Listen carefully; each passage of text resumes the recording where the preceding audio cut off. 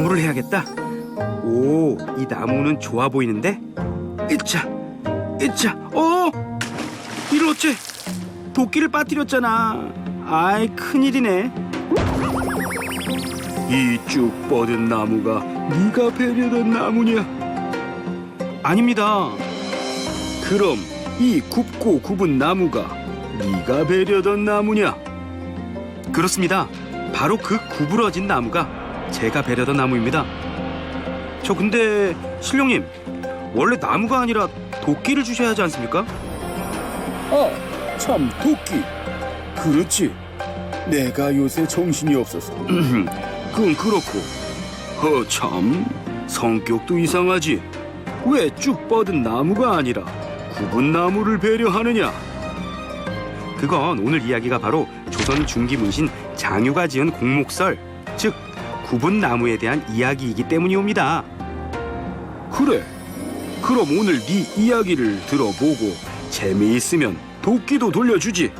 어디 한번 들어볼까? 필자의 이웃에 장생이라는 사람이 살았습니다.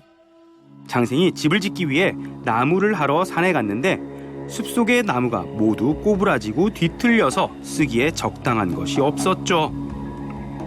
그러던 중 무덤 옆에 있는 나무 한 그루를 발견하는데요. 앞에서 보고 또 양옆에서 보아도 그 모습이 아주 빼어났습니다.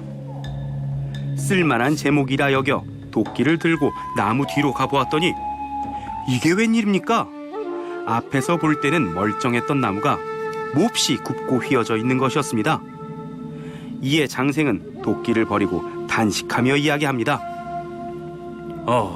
제목이 될 나무는 쉽게 드러나고 판단하기도 쉬운 법인데 나는 나무를 3번씩이나 살피고도 그것이 제목이 될 수 없음을 알지 못했네. 나무도 이러한데 하물며 사람의 덕과 깊은 마음을 어찌 겉만 보고 알 수 있겠는가?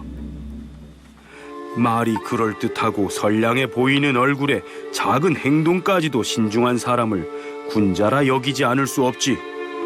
하지만 막상 큰일을 당하거나 중대한 일 앞에서는 그 심중이 드러나고 말지 않는가?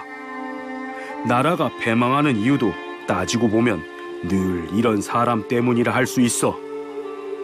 또 나무가 자랄 때 짐승에게 밟히거나 도끼로 해를 당하지 않고 비와 이슬을 자양분 삼아 밤낮으로 자라나면 마땅히 구분대 없이 고다야 할 텐데 이렇게 꼬부라지고 뒤틀려 제목이 되지 못하고 마는구먼. 하물며 속된 세상에서 살아가는 사람이야 더 말할 것이 있겠는가? 무력이 진실을 어지럽히고 이익과 손해가 판단을 흐리게 하지. 그래서 바른 천성을 굽게 하고 하늘이 내린 올바른 마음에서 벗어나는 사람이 많아지니 속이는 자는 많고 바르고 정직한 자가 적은 것도 이상한 일이 아닐세. 깨달음이 담긴 장생의 이야기를 듣고 장자는 이렇게 답합니다. 잘 보셨군요. 하지만 나 역시 해줄 말이 있습니다. 서경의 홍범편에 오행을 논하면서 나무를 곡과 직, 즉 구분과 고듬으로 설명했지요. 그렇다면 구분 나무는 제목으로 쓸 수 없을지 몰라도 원래 성질로 보면 당연한 것입니다.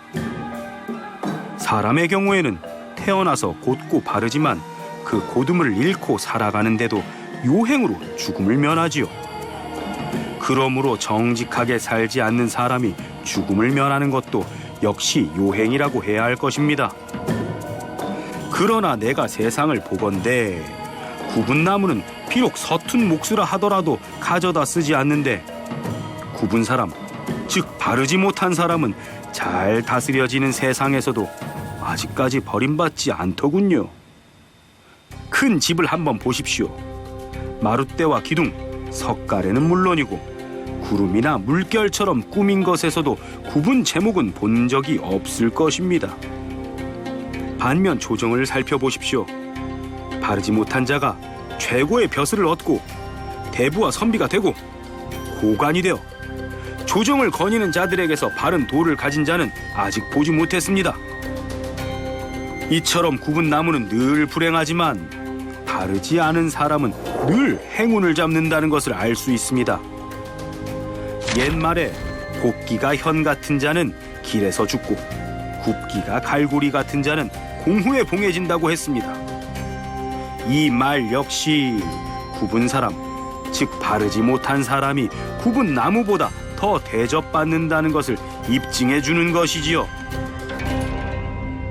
장유의 공목설, 많은 깨달음을 주는 이야기구만.